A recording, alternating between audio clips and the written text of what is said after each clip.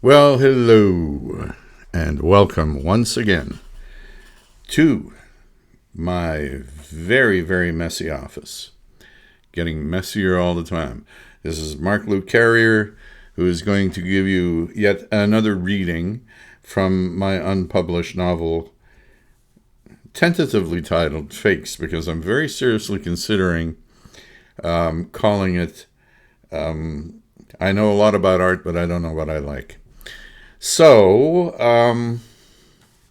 as we know, Dr. Fanshawe is in California being interviewed by Sybil Vale, his future boss at the Alger and Elizabeth Meadows Museum in that famous town in California, San Dementia.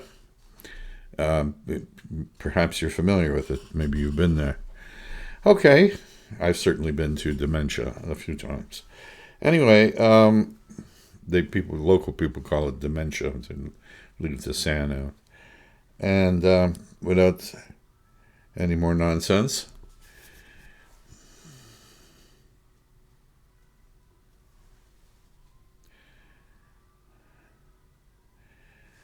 oh, yes, of course. She just told him that she was interested in hiring him to be curator of prints, works on paper, because she read an article he once wrote in Kunst magazine, and he thought to himself, my God, because he had actually written the thing on a bet using crazy buzzwords from the world of art. And here she was thinking it was a very serious article and thinking he was the cat's meow. Anyway, she says... She says, it's rare, she said, to find someone who can translate the deep emotion of art and the intricacy of its spiraling universe into coherent sentences. It betrays a soul of particular sensitivity. I didn't know how to react. I'm flattered? And well, you should be, she said, gesturing towards the copy of the article I was still holding. I reread it once in a while just to remind myself why we're in this business. It's my escape from the quotidian concerns of running one of the world's foremost museums. Wow. Maybe I'd stumbled on some profound existential truth about art. Perhaps the exercise of writing a parody, a pastiche of art buzzspeak, was in fact an unintentional act of automatic writing, a la Gertrude Stein.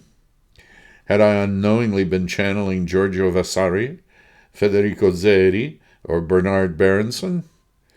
Or were they all three up in some art Valhalla, looking down upon me and guiding my hand? I mean, could a sentence like, the installation's primitive and random plasticity reaches out to create a Jungian symbiosis between viewer and object and viewer, and back again, actually mean something? But as these thoughts danced in my head, a more mundane consideration rose to the surface. How much was she willing to pay for my soul of particular sensitivity? Sensitivity, in particular or otherwise, doesn't come cheap. At the risk of sounding basely mercantile, I said, preparing to be basely mercantile, what emolument is tied to the position of curator of works on paper? I congratulated myself on the use of the word emolument, which sounded so much better than salary or pay. I smiled to myself, and upon hearing of the dosh associated with the job, my smile broadened into a Cheshire cat grin. Had I heard right? Yes, I had.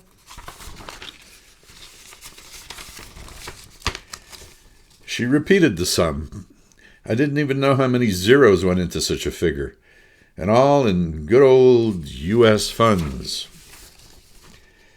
I'd arrived in California harboring few illusions on my chance of securing the job, and I now found myself wanting it more than anything in the world. I wanted to be part of the great Alger and Elizabeth Paddock's museum. And, most of all, I wanted my share of the great Alger and Elizabeth Paddock's Museum's endowment. A quick calculation showed me that 5 years of their proposed salary would set me up for life. With a good measure of pecuniary reserve, I would end up with a very tidy sum indeed, not to mention the fact that my experience at one of the world's greatest museums would provide me with the credibility I needed to set up an art consultancy commanding the highest prices.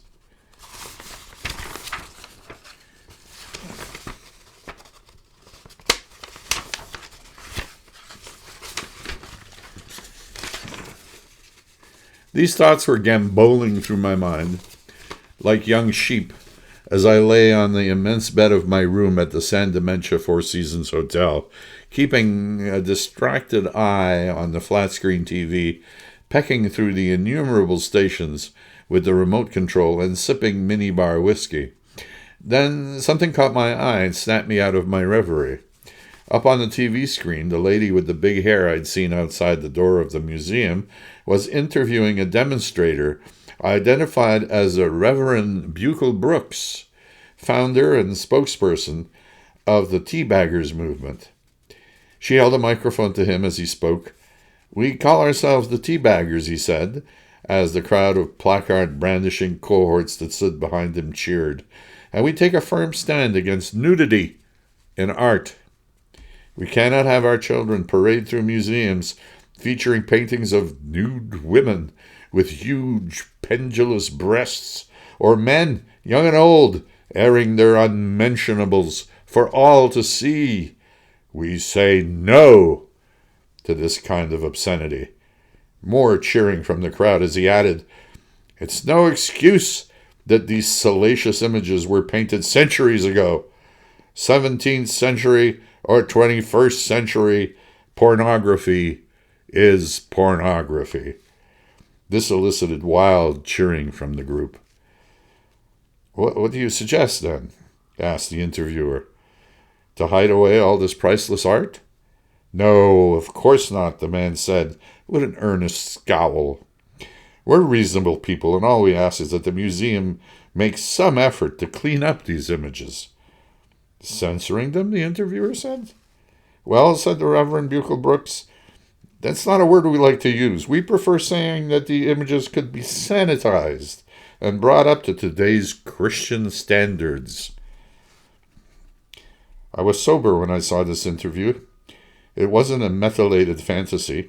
It wasn't fatigue or jet lag giving me hallucinations. But was it a gag? Someone's idea of a joke? Surely. Sorry about this. Surely these Philistines weren't serious.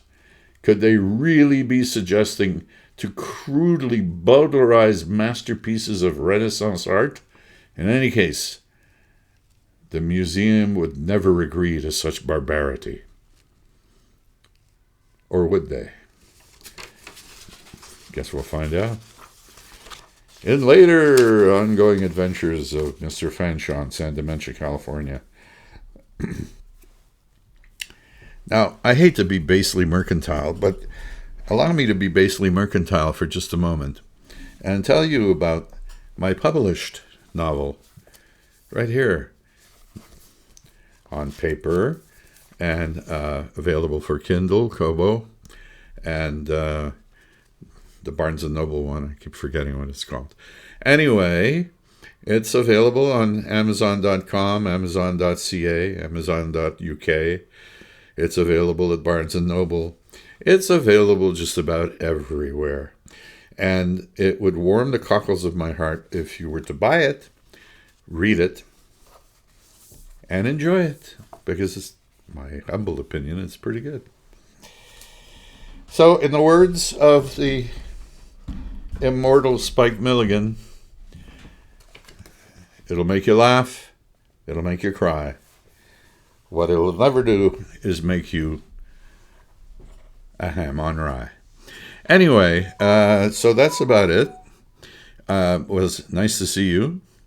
Before you go, if you haven't done so already, subscribe. Because I'm up to believe it or not, 13,000 some odd subscribers, which is awesome. I think it's incredible. So thank you very much for dropping by, and see you next week.